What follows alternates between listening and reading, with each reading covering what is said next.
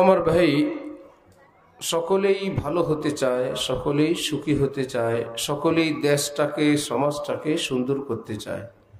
যার সাথে আপনি আলাপ করবেন এই বিষয়ে দেখবেন সকলেই একমত। আমরা কি দেশটাকে সুন্দর করতে চাই? সবাই বলবেন ওয়াজের মধ্যে দেশের কথা তো না বললেই ভালো, শুধু নামাজ রোজার কথা বলেন। হযরত হাকিমুল উম্মত মাওলানা আশরাফ আলী থানভী, মুফতি শফি সাহেব, জাফর আহমদ ওসমানী, শাব্বির আহমদ ওসমানী সাহেবরা ভারত থেকে একটা আলাদা দেশ চাইছিলেন, যে হিন্দুদের ভিতরে থেকে তাদের নিয়ম নীতির নিচে আমরা আমাদের দিন ইমান মতো চলতে পারবো না, আমাদের একটা আলাদা দেশ দরকার। ওনাদের সেই ভাবনা থেকেই আমরা একটা দেশ পেয়েছিলাম, এটার নাম পশ্চিম এবং পূর্ব পাকিস্তান। যদি দেশের কোনো গুরুত্ব নাই থাকতো তাহলে যেই দেশে আছেন সেই দেশে আমল করেন, হিন্দুরা হিন্দুদের কাজ করবে করেন, আপনারা আপনাদের কাজ করেন। কিন্তু যিনি মুজাদ্দিদ হন আল্লাহ পাক তাকে সেই রকম জ্ঞান বিদ্যা দান করেন। আল্লাহ পাক তাকে বুঝার তৌফিক দিলেন যে এই হিন্দুদের ভিতরে থেকে দ্বীন ইমানের উপর চলা মুসলমানদের জন্য সহজ না, যেটা আজকের ভারতের মুসলমানরা হাড়ে হাড়ে টের পায় কিনা। হাকিমুল উম্মত তখনই বুঝতেছিলেন যে এদের সঙ্গে আমাদের মানবিক সম্পর্ক থাকবে, কিন্তু আমাদের একটা আলাদা রাষ্ট্র দরকার। সেই জন্যই তো আল্লাহ পাক আমাদের জন্য ব্যবস্থা করলেন। পাকিস্তানের অস্তিত্ব হলো বলেই আজকে বাংলাদেশ, এবং সেই পাকিস্তান অস্তিত্বের মধ্যে হযরত থানভীর এত বড় ভূমিকা ছিল রাষ্ট্র গঠনে। রাষ্ট্র যখন গঠন হলো, স্বাধীন হলো, আমাদের এই বাংলাদেশের অঞ্চল, এর মধ্যে স্বাধীনতার পতাকা উঠাইলেন পূর্ব পাকিস্তানের হযরত থানভীর শিষ্য বিশ্ববরেণ্য আলেম আল্লামা জাফর আহমদ ওসমানী। পশ্চিম পাকিস্তানের স্বাধীনতার পতাকা উঠাইলেন হযরত আল্লামা শাব্বির আহমদ ওসমানী। এই দুই বড় বুজুর্গ আলেম আল্লাহওয়ালাদের হাতে পাকিস্তানের পতাকা উঠায় পৃথিবীর মানুষের সামনে এ কথা বোঝানো হয়েছে, এই দেশটা শুধু দেশ ভাগের জন্য হয় নাই, এটা ইসলামের উপর ভিত্তি করে একটা রাষ্ট্র ভাগ করা হয়েছে। তাহলে ভারত থেকে আমরা আলাদা হইলাম, আমরা মুসলমানরা স্বাধীনভাবে মসজিদ করব, মাদ্রাসা করব, গরুর গোশত খাবো, আল্লাহ করব, পর্দা করব। সেজন্যই তো ৭১ যখন আবার পাকিস্তান থেকে আমরা আলাদা হয়ে গেলাম, তখন কি আবার এই কথার উপর আলাদা হইলো আমরা নামাজ পড়বো না, আমরা ইসলাম মানবো না, আমরা কোরআন হাদিস পড়বো না, দেশে মসজিদ মাদ্রাসা রাখবো না, আমরা যে ইন্ডিয়া ছিলাম আবার সেই ইন্ডিয়া হয়ে যাব, এইরকম কোন চেতনা নিয়ে ৭১ স্বাধীন হয়েছিল না। আমাদেরই ভাই ভাই আমাদের মধ্যে জোর জুলুম অত্যাচার সীমা লঙ্ঘন, পশ্চিমাদের কিছু বাড়াবাড়ির কারণে বলা হলো ভাই তোমরাও মুসলমান আমরাও মুসলমান, এই নিয়ে কোনো বিবাদ নাই, তোমাদের দেশেও মসজিদ থাকবে আমার দেশেও থাকবে, এই নিয়ে বিভেদ নাই, মাদ্রাসা নিয়ে বিভেদ নাই, যে কারণে ভারত থেকে আলাদা হইলাম সেই নিয়ে বিভেদ নাই, কিন্তু তোমরা আমাদেরকে যে সমস্ত সুযোগ সুবিধা স্বাধীনতা ইত্যাদি এই ক্ষেত্রে আমাদেরকে বঞ্চিত করো, ঠকাও, তোমরা তোমাদেরটা নিয়ে থাকো, আমরা আমাদেরটা নিয়ে থাকি। সুতরাং ৭১ চেতনাকে এরকম কিছু বলা, ৭১ চেতনা মানে ইসলামের বিরোধী চেতনা, ৭১ চেতনা মানে কোরআন বিরোধী চেতনা। আল্লাহর কসম করে বলেন যে মুরব্বীরা এখন আছেন যারা ৭১ দেখছিলেন, ৭১ যুদ্ধ কি ইসলামের বিরুদ্ধে ছিল না পাকিস্তানের বিরুদ্ধে? যারা আবার মধ্যখানে কাম বানায় দিলেন যে ৭১ স্বাধীনতা এর সঙ্গে বিসমিল্লাহও মানানসই না, আল্লাহর উপর আস্থাও মানানসই না। আল্লাহর উপর আস্থার কথা বললে ৭১ চেতনায় লাগে। যারা ৭১ আল্লাহর সঙ্গে বেঈমানি করার জন্য, নাস্তিক হওয়ার জন্য মনে মনে কোনো খারাপ চিন্তা ছিল, পাকিস্তানকে ভাগ করি বাংলাদেশ বানানোর জন্য না, ইন্ডিয়ার অঙ্গরাজ্য বানানোর জন্য, বিসমিল্লাহ এবং আল্লাহর উপর আস্থা তাদের গাত্র হয়, তাদের গা জ্বলে, তাদের মনে মনে ছিল। বঙ্গবন্ধু শেখ মুজিবুর রহমান তিনি কি বলছিলেন? তিনি একজন মুসলমান ছিলেন, তিনি বলছিলেন এই দেশকে স্বাধীন করে ছাড়বই ইনশাআল্লাহ। ইনশাআল্লাহ কোন ধর্মের কথা? একজন পাকিস্তানি গোয়েন্দা ভারতী ছিল হিন্দু সেজে বহুদিন, এটা নিয়ম সব দেশেরই, সব দেশে হিন্দু সাজে, মুসলমান সাজে, নায়ক সাজে, প্রেমিক প্রেমিকা সাজে না, গোয়েন্দা তো গোয়েন্দাই। সে হিন্দু সেজে বহুদিন ছিল পাকিস্তানে, ইন্ডিয়া, তার কাজ সে করছে একদম হিন্দুদের মতন থেকে থেকে যত তথ্য, একদিন কথার ফাঁকে ইনশাআল্লাহ বলে বসছে। ইন্ডিয়া বললেই ধরছে। ইনশাল্লাহ এটা তো কোনো হিন্দু বলবে না, এটা তো মুসলমান। বুঝা গেল? ইনশাআল্লাহ বলা এটা কার বৈশিষ্ট্য? লা তাকুলান্না লিশাইইন ইন্নী ফাইলুন যালিকা গাদা ইল্লা আন ইয়াশা আল্লাহ। আল্লাহ পাক রাসূলকে বলেন, এই ছবি তুলবেন না, এই লোকটাকে ছবিটা মোবাইলটা কাটেন তো। সব শয়তানি করে দিন ওয়াজ মাহফিল সব বরবাদ করছে, এখনো থামে না। ইসলাম একদম উল্টায় ফেলছে। 1400 বছর পর্যন্ত ইসলাম কি ছবি এবং ভিডিও দিয়ে আসছে না ভিডিও ছাড়া আসছে? ছবি ভিডিও দিয়ে ইসলামের মাত্রা কি অনেক বেড়ে গেছে, ঝামেলা বাড়ছে, ঝগড়া বাড়ছে, ফিতনা বাড়ছে, ফাসাদ বাড়ছে। কারণ নবীজি বলছেন নাআলাল্লাহুল মুসাফফির, যারা ছবি তোলে আল্লাহ লানত তাদের উপর। এটা হাদিস শরীফ, মুসলিম শরীফের হাদিস, কুল্লু মুসাফফিরিন ফিন্নার, যারা ছবি তোলে সব জাহান্নামে যাবে। প্রয়োজন জরুরত, পাসপোর্ট আইডি পরীক্ষা সেইখানে ইসলামে জায়েজ আছে, কিন্তু এই বলে তামাশার ছবি ইসলামে জায়েজ নাই। পৃথিবীর কেউ বলতে পারবে না। যে আলেমরা তোলেন তাদেরকে জিজ্ঞাসা করেন, যে আলেম ওলামারা তো বলে আল্লাহর কসম ছবি তোলা হারাম, হুজুর আপনি বলেন তো আল্লাহর কসম হালাল। আলেম ওলামারা তো বলে ছবি তুললে গুনাহ হয়, আপনি বলেন তো হুজুর ছবি তুললে আল্লাহ খুশি হন? আর যত ছবি তুলবেন তত আল্লাহ খুশি হবেন। যত ওয়াজ মাহফিলের ছবি তুলবেন, যত জান্নাতের দিকে আগাইতে থাকবেন, যত ওয়াজ মাহফিল ভিডিও করবেন, আরশ আল্লাহ আপনার উপর তত খুশি হবেন। পৃথিবীর কোন আলেম বুকে হাত দিয়ে এই কথা বলার সাহস আছে? কেন করেন এই কাজ? কিন্তু আমরা বলতে পারবো না উজু করলে আল্লাহ খুশি হন, দান করলে খুশি হন, জিকির করলে খুশি হন, তেলাওয়াত করলে খুশি হন, হজ উমরা করলে খুশি হন, পরোপকার করলে খুশি হন। আল্লাহর কসম করে বলা যাবে না, কারণ প্রত্যেকটা দলিল আছে, প্রত্যেকটা বিষয়। আবার কিছু হুজুররা আবার খুব কৌশলে বলে এটা নিয়ে ইখতিলাফ আছে। ছবি উঠানো নিয়ে কি আছে? ইখতিলাফ কাকে বলে জানেন? ইখতিলাফ বলে আমিন আস্তে বলা না জোরে বলা, এটা নিয়ে ইখতিলাফ আছে। কেন আস্তে বলা বলবে? আল্লাহর কসম হাদিস শরীফে আস্তে বলার কথা আছে। আপনি যে বলেন জোরে, আল্লাহর কসম হাদিস শরীফে জোরে বলার কথাও আছে। তার মানে দুই মত, দোনো মতের উপরে দলিল আছে। এই দুই দলিলের ভিত্তিতে দুই আলেমরা দুই কথা বলেন, এটার নাম ইখতিলাফ। পৃথিবীর সব মুসলমান কি 5 ওয়াক্ত নামাজ পড়েন? হুজুর একটু আগে বলছেন না? আর কেউ কি পড়ে না? কেউ পড়ে কিনা? 5 ওয়াক্ত নামাজ কেউ পড়ে কিনা? সবাই কি পড়ে? তাহলে কেউ পড়ে কেউ পড়ে না। আমরা আজকে থেকে কি বলবো? নামাজ নিয়ে ইখতিলাফ আছে। কেন? কেউ তো 5 ওয়াক্ত নামাজ পড়ে, আবার কেউ পড়ে না, ইখতিলাফ আছে না? কেন বলবেন 5 ওয়াক্ত নামাজ ফরজ, এটা ফিক্সড, এটা নির্ধারিত, কেউ মানে কেউ মানে না। কথা বুঝতেছেন? 5 ওয়াক্ত নামাজ ফরজ, এটা নির্ধারিত, কেউ মানে কেউ মানে না। নারীদের জন্য পর্দা নির্ধারিত, কেউ মানে কেউ মানে না। এর জন্য বলবেন আখিরি যুগ, এখন একটু ছাড় দেওয়া দরকার। কি ব্যাপার? যে গরমকালে হুজুর ফরজ 4টা, আর শীতকালে এই শীতের মধ্যে হাত পা ধোয়া, মোটে নামাজ পড়ে না হুজুর, একটু কাটছাট করে যদি ফরজ কমায় দেওয়া যায়, হাত চেহারায় পানি দিতে হুজুর বহু কষ্ট, একটু ফরজ কমায় 2 ফরজ দিয়ে যদি ওজটা দিয়ে দেয়, যেহেতু আখিরি যুগ কমানো, তাহলে কি কোন আলেম বলবেন যে নবীজি তো 4টা দিয়ে গেছিলেন, এখন 4 ফরজের কারণে অনেক নামাজ পড়ে না। বিশেষ করে অনেক মহিলা যদি সাজুগুজু করে বেশি স্পেশাল, সে নামাজ পড়ে না। আমি উজু করলে আমার এই চেহারার সাজুগুজু নষ্ট হয়ে যাবে। সুতরাং একদম নামাজ বাদ যাওয়ার চেয়ে 3 ফরজ আদায় করেও যদি নামাজটা আদায় করে নিলেন, না পড়ার চেয়ে তো ভালো। পৃথিবীর কোন আলেমের এই কথা বলার সাহস আছে? হুজুর কয় ফরজ? মানলে মানো, না মানলে নাই। কি বলেন? নাকি ইখতিলাফ আছে? সুদ হারাম, হুজুর বলেন না ঘরে ঘরে সুদ, আর এই জন্য কি হালাল হয়ে যাবে? ঘুষ হারাম, হুজুর বলেন না এখন ভাই আস্তে আস্তে হক কমবে, শরীয়তের আস্তে আস্তে মাত্রা কমবে। একটা লাইট থেকে আপনি যত দূরে যাবেন আলো তত কমবে, কমতে কমতে কমতে লাইটের আলো একদম নিভে যাবে, আপনি অন্ধকারে ঢুকবেন। লা তাকুমুস সাআ হাত্তা ইউকালা ফিল আরদি আল্লাহ।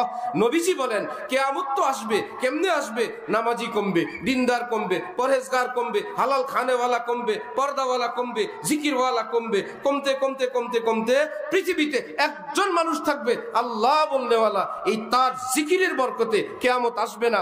এই লোকটাকে যখন আল্লাহ পাক দুনিয়া থেকে উঠে নিয়ে নেবেন, বলবেন আমাকে ডাকনেওয়ালা কেউ নাই, খুঁটিবিহীন আসমানকে ধরে রাখার আর কোনো পাওয়ার এই পৃথিবীতে নাই, আল্লাহ বলনেওয়ালা নাই, আল্লাহ পাক এই পৃথিবীতে কিয়ামত দিয়ে দিবেন। তাহলে সেই যুগে কি আলেম ওলামা বুজুর্গান দিন বেশি থাকবেন না শেষ হয়ে যাবেন? সুতরাং हटो मेरी नजरों से अमवाज रंगी, ये कश्ती पिया के नजर नगर जा रही है, सारा जहां खिलाफ हो पर्दा न चाहिए, मद्दे नजर तो मर्जिए जाना ना चाहिए। मजबूत হওয়া দরকার, যেটা শরীয়তে আছে আমি এটাই করব। তুমি মোল্লা বলবা, গালি দিবা, কট্টর বলবা, হ্যাঁ আমি কট্টর বলো, এইটুকুন আমি হাজার মন্ত্র মানি, তন্ত্র মানি, গণতন্ত্র মানি, সমাজতন্ত্র মানি, রাজতন্ত্র মানি, ততক্ষণ আমার আল্লাহর কালামের সঙ্গে মিল আছে। যতক্ষণ যদি কোনো মন্ত্র পৃথিবী আমার আল্লাহর কালামের সঙ্গে ইসলামের সঙ্গে সংঘর্ষ হয়, অবশ্যই অবশ্যই সব মন্ত্রকে আমি ধিক্কার দিয়ে আল্লাহর কোরআন মানব। একে বলে মুসলমান। নাকি গণতন্ত্রের দেশ আছি লিখে হুজুর কোরআনের বিরোধী হইল, যেহেতু আমরা এই দেশে আছি, দেশকে তো অমান্য করা যায় না, 100 বার করা যায় যদি কোরআনের বিরোধী হয়। হুজুর সংবিধানে আছে, আরে তোমার সংবিধান কে লিখছে? মানুষ লিখছে। সংশোধন কয়বার করছো? 2 দিন পরে রায় আসে ওটা বাতিল, 3 দিন পরে রায় আসে সেটা বাতিল, কয়েকদিন পর খবর আসে সংবিধান ভুল, আবার খবর আসে সংবিধান ভুল। আসমান থেকে আল্লাহ এক সংবিধান পাঠাইছেন, শুরুতেই ভূমিকা লিখছেন যালিকাল কিতাব লা রাইবা ফি, আমার এই সংবিধান ভুল নাই, অবকাশ নাই, সন্দেহ করার কোনো সুযোগ নাই, আমি আল্লাহ নাজিল করলাম। আমাদের সংবিধান সেটা দরকার। এইরকম ভুলে ভরা সংবিধান দিয়ে দেশে কশ্চিনকালেও শান্তি আসবে না। হাকিমুল উম্মত মাওলানা থানভী বলেন, যেই দেশের মানুষ 10 লাখ 6 লাখ যদি চোর হয়, ভোটে পাশ করবে কি গৃহস্থ না চোর? বলেন কি? দেশের মানুষ কয় লাখ? 10 লাখ। চোর হইল কয় লাখ? সব চোর হওয়া জরুরি। কেউ চোর, কেউ চোরের খালাতো ভাই, কেউ চোরের আত্মীয়, চোরের ফ্যামিলির লোক, সবাই জানে। আমিন বাজার এক জায়গা আছে, ঘরের মহিলারা স্বামীরে ঠেইলে ভাগায় দেয়। এই যে সবাই ব্যবসা করে বড় লোক হয়ে যেতেছে, তুমি যাও না? কিসের ব্যবসা? ইয়াবার ব্যবসা। আমি গেছি ওই মহল্লায়, বলে যেই ছেলে করে না আর বউ ধাক্কায় পাঠায়, মা পাঠায়, বোনেরা পাঠায়, সব বড় লোক হয়ে যেতেছে, তুমি বসে আছো কেন? তাহলে একজন চোর আর একটা চোরের বউ, চোরেরটা আত্মীয় স্বজন, তাহলে 6 লাখ মিলে যদি এরকম হয়, তারা কি গৃহস্থরে ভোট দিবে? কেন ভোট দিবে না? গৃহস্থরা যদি যায়, চোরের খবর আছে, চোরের হাত কাটবে, চোর ধরবে। এই কোন দেশের মানুষ যদি খারাপ হয়ে যায়, নবীজি বলেন আমালুকুম উম্মালুকুম, তোমার কর্ম যেমন হবে শাসক তেমন আসবে। কারণ চোরের গ্রুপ বেশি হইলে সব চোরারা মিলা একটা চোরেরই ভোট দিবে। এই মহল্লাও চোর পাস, ওই মহল্লাও চোর পাস। কেন? চোরের সমর্থকরা চিন্তা করলো, আরে গৃহস্থরা গেলে আমাদের সুযোগ সুবিধা, ফ্যাসিলিটি, অল্পতে বড় লোক হওয়া ইত্যাদি ইত্যাদি শয়তানি হারাম ব্যবসা করা তো যাবে না। সুতরাং এই চোর সেই চোর সব মিলে চোরদেরকে দাও। তখন সংসদ ভরবে গৃহস্থ দিয়ে না চোর দিয়ে? সংবিধান কি নিজে নিজে লেখা হয় না সংসদওয়ালারা লেখে? সংসদ থেকে সংবিধান লেখা হয়। যেই সংসদে অধিকাংশই চোর, সেখানে যদি স্পিকার সাহেব বলেন চোরেরা কেউ যদি জীবনের বিপদে পড়িয়া অভাবের তাড়নায় সন্তানকে ক্ষুধার মিটানোর উদ্দেশ্যে চুরি করিতে গিয়া ধরা পড়িয়া যায়, তাকে ক্ষমা করিয়া দেয়া হোক। যারা যারা এই পক্ষে আছেন হা বলেন, সংসদ সদস্যরা না বলবে না হা বলবে? বলবে লেখেন বিসমিল্লাহ সংবিধানে। কি ব্যাপার? সংবিধানের ওই পার্টি বেশি, আর যদি গৃহস্থ বেশি হয় না, আস-সারিকু ওয়াস-সারিকাতু ফাকতাউ আইদিয়াহুমা, চোর নারী হোক পুরুষ হোক তার হাত কেটে দেওয়া হোক। যারা এই পক্ষে আছেন হা বলেন, গৃহস্থ বেশি থাকলে বলবে হা হা জয়যুক্ত হয়েছে। সুতরাং আলেমরা রাজনীতি করে না, বানি মানুষ তৈরি বড় রাজনীতি, মুত্তাকি বানানো বড় রাজনীতি, আল্লাহ ওয়ালা বানানো বড় রাজনীতি, কোরআন তেলাওয়াত ওয়ালা বানানো বড় রাজনীতি, পর্দা পশিদা ঘরে পয়দা করা, এটা দেশে সুখ শান্তি সমৃদ্ধির জন্য সবচেয়ে বড় রাজনীতি। মাহফিলে আসলাম দরবেশ সাহেব, রাস্তায় দেখা হইলে চেনাই যায় না, এই লোকটাই সেই লোক। আপনি কোথায় যাচ্ছেন? সেন্টারে একটা দাওয়াত। ওফো, পাশে থাকা কোনটা তার স্ত্রী কোনটা তার মেয়ে বুঝাই যায় না। আজকে কে বউ আর কে মেহমান, এত বউ নিয়ে সেন্টারে রওনা হইলেন। এইবার ঘরে আসার পর 2 বিলাই ঝগড়া। স্বামী বলে তুমি অন্য পুরুষের সঙ্গে হাসছিলা, স্ত্রী বলে তুমি অন্যদের দিকে তাকায় হাসছিলা, কারণ দুজনেই তো দুজনকে চায়, কারো দিকে না তাকাক। আল্লাহ বলেন এই বিলাইয়ের ঘরে শান্তি আসবে না। কুল্লিল মুমিনিন ইয়াগুযু মিন আবসারিহিম ওয়া কুল্লিল মুমিনাত ইয়াগুযুদনা মিন আবসারিহিন্না। নারী বিন পুরুষ থেকে, পুরুষ বিন নারীর থেকে নজর বাঁচাবে। হাজার সফর করে আসার পর স্ত্রী বলবে কি স্বামী, এ তো ফেরেশতা, এত নারী সামনে দিয়ে গেল, আমার স্বামী চোখ তুলে দেখে নাই। স্বামীর পা ছুঁয়ে সালাম করবে, খেদমত করবে, গর্ব করবে। স্বামী বলবে ওফো, আমার স্ত্রী চেহারাটা কাউকে দেখাই নাই, হাতটাও দেখাই নাই, আমি তো তার প্রেমে এমনিতেই পাগল, তার চরিত্রে আমি আরো পাগল, তার সতীত্বে আরো পাগল, দোয়া মুনাজাতে আরো পাগল। আল্লাহর কসম, সেই ঘরে রহমত নাজিল হবে, শান্তিও আসবে। এইরকম ফ্যামিলি যদি ঘরে ঘরে বাড়িতে বাড়িতে হয়, দেশে কি জিনা ব্যভিচার বাড়বে না কমবে? কাফির মুশরিকরা আমাদেরকে কত আন্দোলন দিল, কত মানবতা দিল, কত অধিকার দিল, সব অধিকারের শেষ নারীকে ঘর থেকে বের করো। কি বলেন? এবার বলে নারী ঘর থেকে বের করলে কি অমুক ভার্সিটিতে ভর্তি হবে, ছেলে হোক মেয়ে হোক। কিভাবে ভর্তি? তোমার নাম্বারের উপর ভিত্তি করে। তুমি দেশের কোন প্রান্তের কোন টেকনোলজিতে টেকনিক্যালে পড়বা তোমার জানা নাই। চট্টগ্রামের মেয়ে সিলেটে, এখানে কেন সরকারি ভাবে আমি নাম্বার পাইছি, আমার সিট পড়ছে সিলেটে, ফ্যামিলির বাইরে মা নাই, বাপ নাই, বা বোন নাই, কেউ নাই, একটা মেয়ে ওখানে, ওখান থেকে একটা এখানে, সারা দেশে এমন মিক্স করে দিছে। এখন মা বাবা বলে কি করা, পড়ালেখা করানো দরকার। আলেমরা বলে এমন পড়ালেখা জায়েজ নাই। এবার ওই যারা কুচক্রী তারা বলে দেখলা নারী শিক্ষার বিরোধী। কি সুন্দর খবর! আলেমরা কি শিক্ষার বিরোধী? নারী শিক্ষার বিরোধী গর্দভ। নারী শিক্ষার বিরোধী না, নারীর ইজ্জত যত হরণ না হয়, নারীর সতীত্ব যেন বিনষ্ট না হয়, নারী কি জিনা করবে আর ছবি তুলবে সেই সুযোগ যেন না পায়, ওই মা বোনদের ইজ্জতের জন্য আলেম ওলামারা প্রাণপণ জিহাদ করে গেলেন, আজীবন জিহাদ করে যাবেন।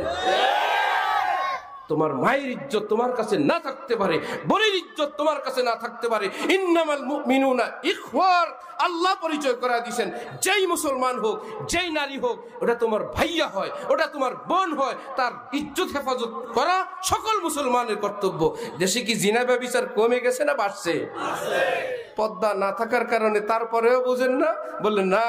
কখনো আহমক, সে যে আহমক এটা সে জানে না।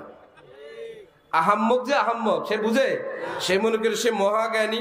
একবার পাকিস্তানে পাঠান লোক একটু সোজা হয়, তাদেরকে লোকেরা গালি দিল আখরুট বলে, যেখানে আখরুটকে বাচ্চা কহি।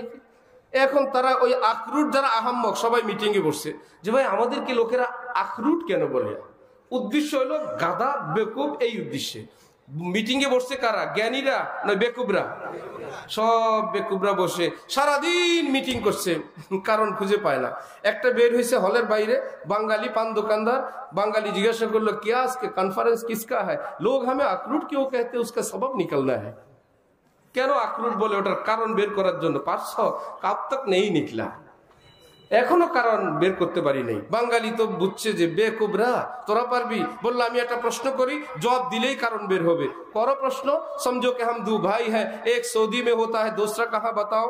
আমরা দুই ভাই, একজন সৌদি আরব থাকে, আরেকজন কোথায় আছে বলো। ওই পাঠানের বাচ্চা পাঠান বলে मैं किस तरह का हूं, क्या गायब जानता हूं? দুই ভাই তোমরা, একজন সৌদি আরব থাকে, আরেকজন কই আমি কেমনে বলবো, আমি কি গায়েব জানি? শেষমেশ বাঙালি বলবো গাদা কাহি কে मैं हूं, দোসরা ভাই मैं हूं। এইটুকুন প্রশ্ন পারো না, দ্বিতীয় ভাই হইলাম আমি। এখন বলে হ্যাঁ তা তো খেয়াল করি না, এত সহজ উত্তর। বলে এই কারণেই তো করে আখরুট বলে। ফাইন, সে আবার হলে গেছে, গিয়া বললো কারণ বের হয়েছে। কি কারণ? বললো অত সহজে বলবো না, আমিও একটা প্রশ্ন করব। করো প্রশ্ন। এখন নিজে গিয়া বলতেছে হাম দু ভাই হ্যাঁ, এক সৌদি মে হোতা হ্যাঁ, दूसरा कहां बताओ। সব গড়াগড়ি করতেছে। একই অবস্থা। আমরা কেমনে বলবো তোমার আরেক ভাইকেও? এবার সে নারাজ হয়ে বলে গর্ধবের দল কোথাকার, এত সহজ প্রশ্ন পারো না? আমরা দুই ভাই, একজন সৌদি আরব থাকে, আরেকজন পারো না? না। বলে আরেকজন ও পানওয়ালা। দ্বিতীয় ভাইকে ওই যে পানওয়ালা বলছিল শিখাই দিছে, ওইটা আবার সে মুখস্থ করে নিয়ে আসছে। গাধাই কি জানে সে যে গাধা? তার কর্মে বোঝা যায় গাধা। গরুর গায়ে লেখা থাকে না গরু। ঠিক আমার ভাইয়েরা, ঈমানওয়ালা, ইসলামওয়ালা, সত্যিকার মনুষ্যত্বওয়ালা, চরিত্রবান মানুষ যতদিন দেশের না হবে, এই সংবিধান বলেন, আন্দোলন বলেন, ৭১ বলেন, ২৪ বলেন, যত কিছুই বলবেন, মহল্লায় যদি চোর, ডাকাত, অসভ্য, অশালীন লোক দ্বারা ভরে যায়, এই দেশে শান্তি আসবে না। শান্তির একমাত্র শিক্ষা হযরত মুহাম্মদুর রাসূলুল্লাহ সাল্লাল্লাহু আলাইহি ওয়াসাল্লাম দিয়ে গেছেন। তিনি কোরআনে পাক বলে গেছেন, মান আমিলা সালিহান মিন যাকারিন আও উনসা, নারী হোক পুরুষ হোক, নেককার যদি হয়, আল্লাহ পাক বলেন ফালানুহিয়ান্নাহু হায়াতান তাইয়্যিবা, আমি একটা হায়াতে তাইয়্যিবা দুনিয়াতেই দান করব। নারী হোক পুরুষ হোক, সে যদি নেককার হয়, আল্লাহ বলেন সুন্দর, সম্মানজনক, বরকতময়, ইজ্জতওয়ালা আমি জীবন তাকে দান করব। আখিরাতের পুরস্কার তো আছেই। আর অপর পাশ আল্লাহ বলেন মান আরাযা আন যিকরি, আমি নাজ নেয়ামত দিলাম, কোরআন দিলাম, হাদিস দিলাম, আলেম দিলাম, নাকে কানে ওয়াজ ঢুকায় দেওয়ার ব্যবস্থা করলাম, তারপরেও ভালো লাগে না, আরাযা আন যিকরি, এরাজ করে, চোখ ফিরে নেয়, বুঝেও বুঝে না। আল্লাহ বলেন রাখো, একটা দুনিয়ার পুরস্কার তোমারও আছে, ফা ইন্না লাহু মাঈশাতান যানকা, তোর জীবনটা আমি তিক্ত বানায় দিব। কে বললেন? বিরিয়ানি খেয়ে মিঠা বানাবেন, বিল্ডিং করে মিঠা বানাবেন? এত সহজ না। যাকে বিল্ডিং দেখেন, দিন যদি না থাকে তাকে বলেন, বললো বাইরে দিয়ে তো দেখেন ঘরে যে কি দুঃখে আছি আমি জানি। কেন ভাই এত বড় বিল্ডিং এ দুঃখ কেন? বল বিল্ডিং আছে, দিন নাই, সেখানে শান্তি নাই। আর কুড়ে ঘর, এর মধ্যে যদি দিন থাকে শান্তি আছে। আল্লাহ পাক আমাদেরকে দিনের মহত্ব, গুরুত্ব বুঝার, আমল করার তৌফিক দান করেন।